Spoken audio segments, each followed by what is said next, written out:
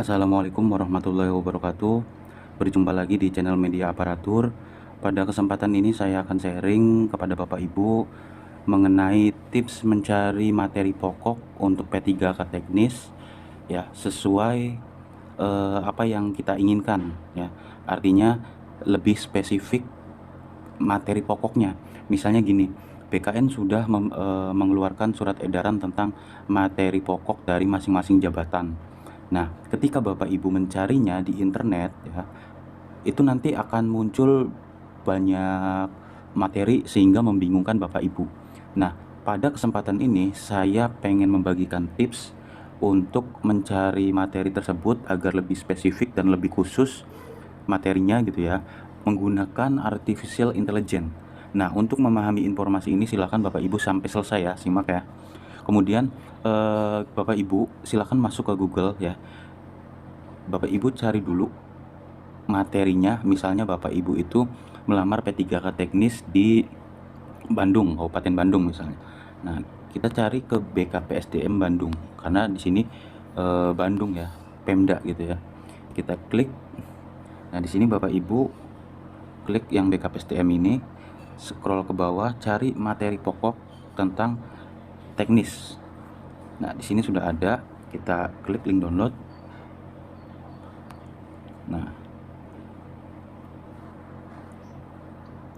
Nah, di sini Bapak Ibu, saya contohkan untuk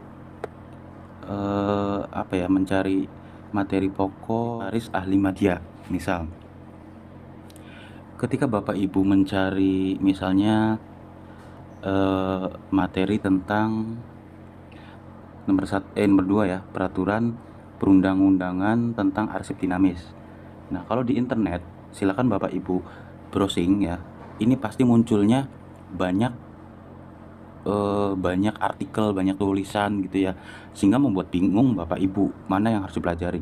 Nah, ketika Bapak Ibu mencari di di AI gitu ya, artificial intelligence, maka itu akan terangkum dengan lebih spesifik. Kita langsung ke Google Chrome ya. Nah, di sini Bapak Ibu silakan buka tab baru atau masuk ke ChatGPT. Nah, ChatGPT ini kalau Bapak Ibu belum login, silahkan login, atau belum daftar, silahkan daftar di ChatGPT menggunakan Gmail. Nah, di sini saya sudah masuk ke halaman ChatGPT. Apa yang saya tuliskan tadi atau saya kopikan tadi, kita coba misalnya materi tentang nah, yang materi pokok tadi ya, yang dari arsip Paris, kita tempelkan di sini. Materi tentang peraturan perundang-undangan tentang arsip dinamis. Kita klik yang warna hijau. Nanti secara otomatis akan mengumpulkan data atau informasi mengenai materi arsip Paris ya, Bapak Ibu. Nah, di sini secara khusus menjelaskan tentang apa yang kita inginkan gitu. Nah, kemudian misalnya Bapak Ibu kurang puas, silakan bikin ini lagi,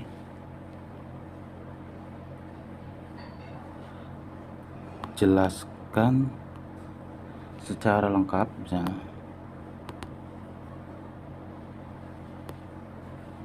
Jadi Bapak Ibu itu tidak bingung gitu karena materinya lebih spesifik. Nah, ini yang pertama, kita scroll aja ke bawah. Nah, di sini jelaskan secara lengkap peraturan perundang-undangan tentang arsip dinamis. Nah, kalau tadi kan materi tentang peraturan perundang-undangan ya tentang arsip dinamis. Nah, sekarang tadi saya minta untuk AI ini menjelaskan secara lengkap peraturan perundang-undangan arsip dinamis. Nah, di sini jelaskan secara lengkap definisi dan ruang lingkup, kemudian pembuatan dan penggunaan dokumen, penyimpanan dan pemeliharaan, jangka waktu dan penyimpanan, pengelolaan siklus hidup dokumen, transparansi dan akuntabilitas ya. Kemudian perubahan teknologi, sanksi dan hukum. Nah, di sini sudah mewakili satu materi ya Bapak Ibu. materi pokok arsip dinamis. Nah, kalau Bapak Ibu pengen pelajari, berarti tinggal di copy paste ke misalnya ke Microsoft Word atau ke catatan lainnya gitu untuk merangkum gitu, mempelajarinya. Nah, saya contohkan satu lagi, misalnya kita butuh materi selain ini ya, kita butuh materi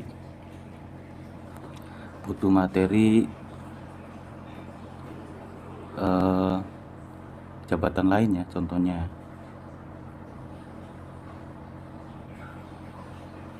misalnya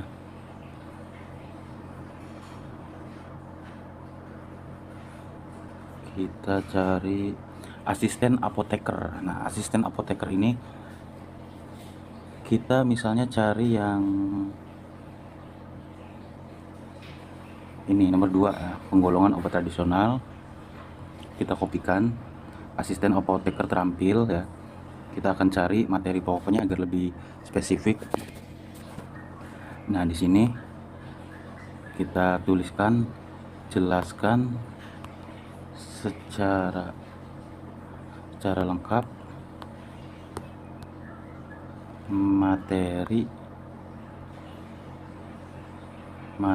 kita tempelkan tadi penggolongan obat tradisional. Nah, kita coba cari.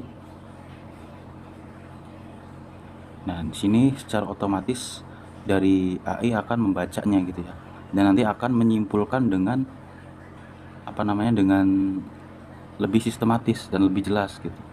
Jadi Bapak Ibu lebih efektif untuk mempelajarinya. Nah, di sini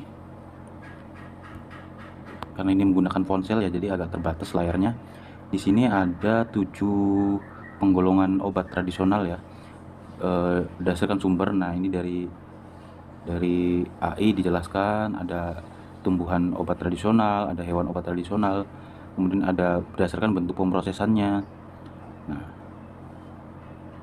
ini sangat lengkap ya Bapak Ibu dan sangat efektif. Nah, kita contohkan ketika kita pengen mencari materi pokok tersebut di internet atau di Google.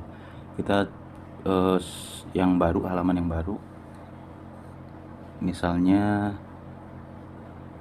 materi lengkap misalnya. Jadi lebih efektif ya menggunakan AI.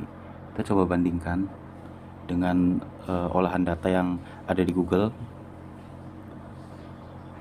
Nah, di sini Bapak Ibu, kalau kita mencari di Google ada sekitar 7.840 hasil pencarian ya yang relevan. Ini yang relevan ya, belum menjuru ke situ gitu. Kalau AI itu udah jelas menjuru ke satu materi pokok. Kalau ini yang berkaitan tentang keyword penggolongan obat tradisional, artinya yang relevan. Jadi Bapak Ibu harus selektif lagi. Misalnya ini yang teratas ya. Nah, di sini ini mungkin agak bingung ya Bapak Ibu karena banyak kata-katanya gitu ya. Nah, di sini Bapak Ibu, nah mungkin seperti itu ya Bapak Ibu. Jadi hasilnya nanti akan berbeda ketika Bapak Ibu mencari di internet dengan mencari materi pokok di AI. Kalau di AI itu akan menggenerate secara spesifik. Nah, kalau di internet lebih umum dan mungkin mencarinya lebih relevan gitu. Namun untuk AI ini hanya sekedar tips ya, tapi selebihnya kembali lagi ke Bapak Ibu. Apakah mau ini sebagai referensi atau apa, silahkan. Karena jujur ya, kalau untuk saya pribadi, AI ini sangat membantu untuk materi-materi semacam materi pokok yang dibagikan oleh BKN itu, karena lebih spesifik dan tidak bingung gitu membacanya, karena memang materi pokok kisi-kisinya itu kan banyak, jadi kita harus lebih spesifik lagi. Nah, itu sekedar tips ya, silakan mungkin referensi lain Bapak Ibu bisa pelajari di YouTube, mungkin di media-media lain gitu ya. Ini hanya referensi ya, hanya membagikan tips agar Bapak Ibu bisa lebih dapat gitu materinya gitu.